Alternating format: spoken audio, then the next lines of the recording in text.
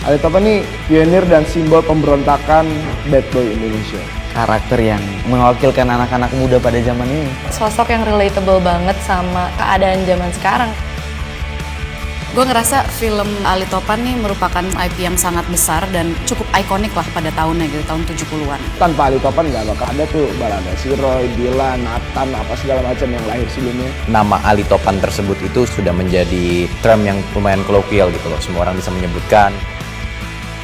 Bisa dibilang apa ya, penanda zaman gitu. Ali Topan versi dulu ada, dan Ali Topan versi sekarang juga pasti ada. Dan mungkin akan ada juga Ali Topan versi di masa depan gitu. Karena nama Ali Topan sendiri udah dikenal dan melegenda lah.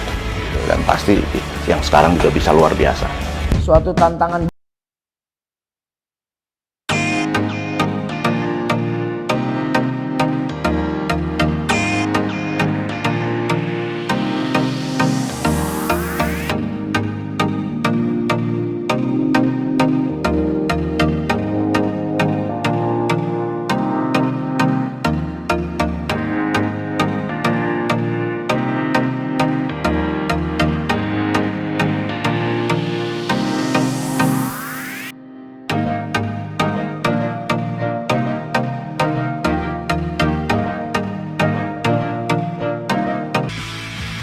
Untungnya gue udah terbiasa cara berantem street fight pakai barang di sekitar apa segala macam.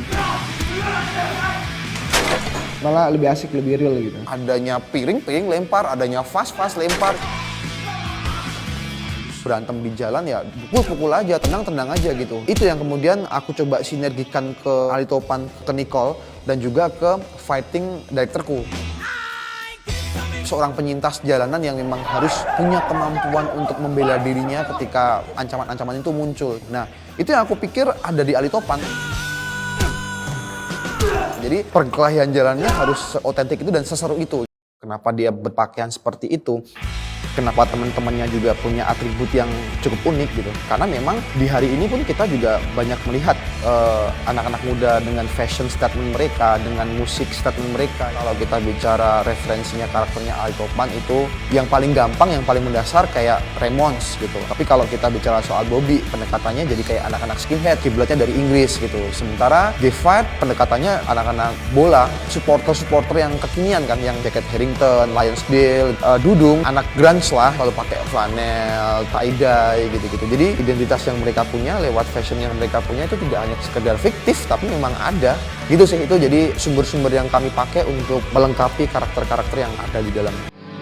Aku merasa dalam karakter yang ada di dalam Ali Topan itu ada irisan yang sama dengan pengalamanku hidup. Aku punya, mungkin bukan problem di keluarga ya, tapi punya irisan yang sama ketika aku memilih untuk masuk ke dalam ruang-ruang yang dipunyai dengan Ali Topan sekarang gitu. Jadi sebelum kami menciptakan karakter Ali Topan ini, aku harus merecall soal memori-memori masa laluku sebagai seorang anak muda pada masanya. Ketika kemudian aku masih di masa aku ya SMA menuju ke kuliah, masa-masa dimana aku lagi nakal banget gitu, minggat-minggatan dari rumah, berantem apa segala macam gitu. Dan itu aku berusaha meletakkan diriku ke Ali Topan yang sekarang. Aku harap film ini tuh bisa menginspirasi anak-anak muda hari ini untuk kemudian melihat dunia dari versi yang benar-benar mereka